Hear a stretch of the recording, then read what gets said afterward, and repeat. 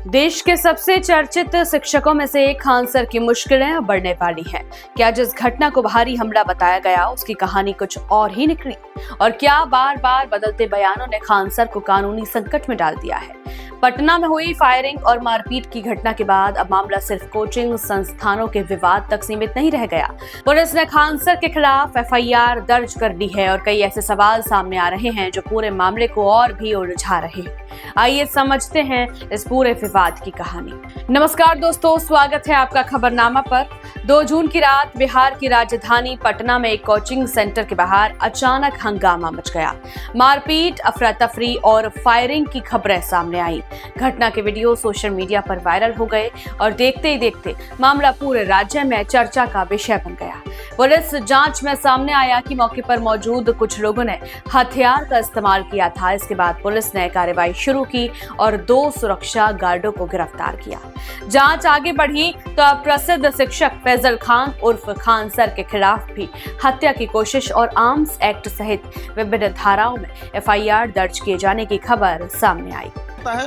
पूरी तरह से इतनी गोली चलाने लगे, 10 मिनट में ऐसा लगा कि जैसे अफरा तफरी होके रख दिया। यहाँ पर 8-10 राउंड तो हम देखे हैं। यहाँ पे 8-10 राउंड हम देखे हैं। हमें क्या पता है, अभी पीएमसीएच में एडमिट है, उसका पूरा सर फाड़ दिया गया है। यहाँ पर घटना के बाद शुरुआती बयान में दावा किया गया कि कुछ बाहरी लोग आए और उन्होंने कई राउंड फायरिंग की। ये दावा काफी तेजी से फैल गया, लेकिन बाद में सामने आए वीडियो और सीसीटीवी फुटेज ने कहानी को नया मोड़ दे दिया। वीडियो में कथित तौर पर सुरक्षा गार्ड हथियार चलाते दिखाई दिए। यहीं से सवाल उठने लगे कि आखिर फायरिंग किसने की और शुरुआती बयान में जो कहा गया था क्या वह पूरी तरह सही था? पुलिस ने इसी आधार पर गार्डों से पूछताछ शुरू की और जांच को आगे बढ़ाया।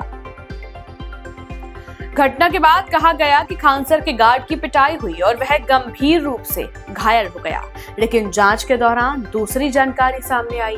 बताया गया कि घायल व्यक्ति कोचिंग का निजी गार्ड नहीं बल्कि उस परिवार से जुड़ा सुरक्षा कर्मी था जहां विभिन्न संस्थान संचालित होते हैं। इस दावे ने भी पूरे मामले में नया विवाद खड़ा कर दिया। लोगों ने सवाल उठाया कि आखिर शुरुआत में अलग जानकारी क्यों दी गई। शुरुआत में यह कहा गया कि लोकप्रियता और कम फीस वाली कोचिंग के कारण विरोधियों ने हमला कराया। ये दावा भी काफी चर्चा में रहा, लेकिन बाद में कुछ रिपोर्ट्स में ये बात सामने आई कि विवाद की शुरुआत पोस्टर हटाने को लेकर हुई थी।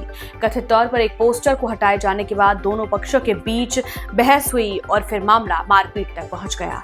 यदि ये सच है तो घटना की वजह पहले बताए गए कारणों से बिल्कुल अलग दिखाई देती है।